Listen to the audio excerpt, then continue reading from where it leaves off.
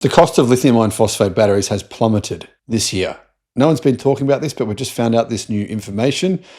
It's some pretty shocking numbers, and this will drastically change the entire global energy industry and, of course, the EV industry as well. However, whilst I've talked a lot about the price declines and the chemistries that are happening with electric cars, this is, I think, probably more important. Energy storage, the global energy industry, is being rapidly reshaped, and this new data shows how things are going to play out over the next 10 years. Hello, my friends. Welcome to the channel. Great to have you with us. I'm Sam Evans, and you're watching the Electric Viking.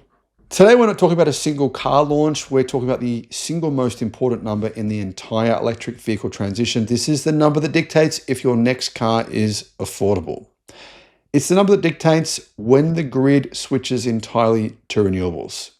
And that number, the average price of a lithium-ion battery pack, has just hit a new low, stunning, well, this is a stunning record low, $108 per kilowatt hour. That's at the pack level. This is according to the latest research from Bloomberg NEF, and the findings are absolutely phenomenal. Prices fell by 8% in the last year alone. Now, you might be thinking, who cares about a single digit? But this happened despite two massive headwinds: rising battery metal costs and the slow, expensive ramp up of local battery production in North America and Europe. The industry absorbed all of that cost shock, and the reason comes down to three letters: LFP. The LFP takeover and the price reality, right? The shift to lower cost lithium iron phosphate chemistry is now the undeniable driving force behind this price crash. Guys, look at the numbers BNEF reported. The average price for a lithium iron phosphate battery pack across all segments is now just $81 per kilowatt hour. That's for the pack level, right? Cell level is much cheaper than that.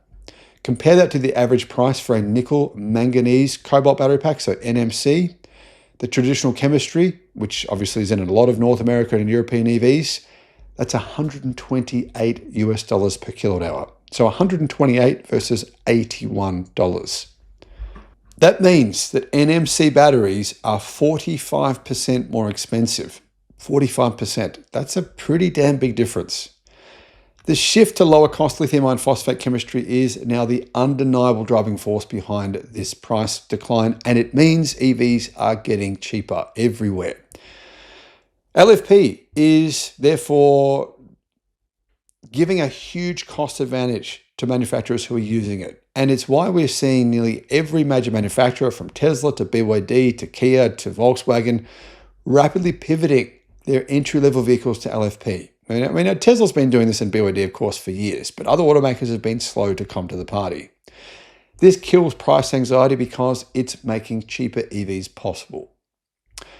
So, who is making these cheap LFP batteries? Well, you guys in the US, you will have lots of these batteries, but it's a couple of years away because GM, Ford, and Tesla are doing it.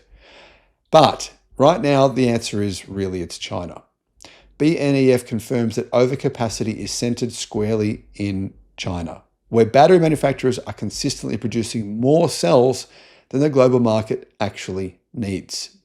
This has created an intense global price war, and consumers are the beneficiaries of that price war. The data on regional pricing tells the whole story, actually. The average battery pack price is down to only $84 per kilowatt hour, but in North America, the price for batteries is 44% higher than that. 44% higher. You can see why it's so much more expensive to make an electric car in the United States. However, Europe is much worse. Europe's prices are 56% higher than China. 56%. Yeah, I mean, that's just staggering. This is a colossal gap, and it shows that Western efforts to localize production, while necessary for long-term security, are currently nowhere near China's manufacturing efficiency. And what is the result? Well, Chinese companies, desperate to maintain global sales and to increase their market share worldwide, are aggressively exporting these cheap batteries to Europe, intensifying the price competition over there. As the head of BNEF's battery technology team said, cutthroat competition is making batteries cheaper every single year. It's not just me saying this, it's actual experts. Now, if you thought $108 was low, prepare for the shocker. For the first time, one segment has dropped far below the rest. The huge batteries we use to back up solar farms and the grid have dropped to a staggering $70 per kilowatt hour at the pack level, meaning at the cell level, probably around $45 to $50 per kilowatt hour. We've never seen prices that low. At the pack level, energy storage has dropped in price by 46% in 1 year. 1 year, 46% price decline. That means it is the cheapest battery segment in the entire industry. And this is incredibly significant for one key reason. This is the magic number for the utility sector. When batteries are this cheap, it makes grid-scale storage projects, like the massive battery packs we see here in Australia and those in the US and also those in China, incredibly economical. Much cheaper now for solar and batteries than any other energy source worldwide.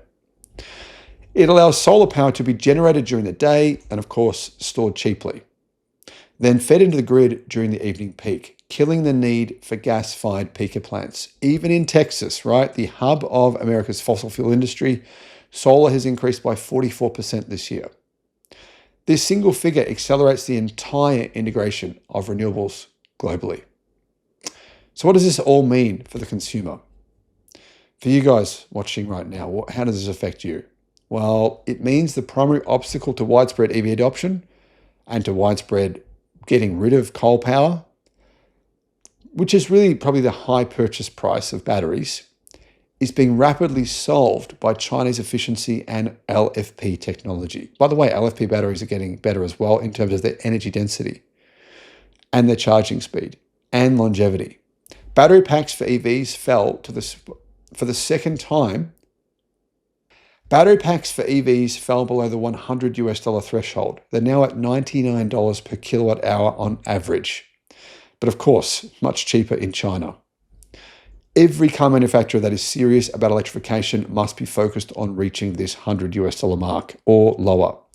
It creates a massive opportunity for lower EV costs, accelerating the grid deployment of batteries, and finally, permanently killing both range anxiety and price anxiety. EVs, in only a few short years, will be much cheaper to buy than gasoline-powered cars. The price of gasoline-powered cars, of engines, is going up. It's not going down. The transition is no longer dependent, therefore, on wishful thinking, on some random YouTuber like me, or on huge government subsidies. It is driven by cold, hard economics, and really nothing else. And right now, the economics are screaming one thing. The EV is the cheaper, better product. What do you guys think? Does this price cross convince you to buy LFP, or that that's the future of the industry, or is it sodium? Could be sodium.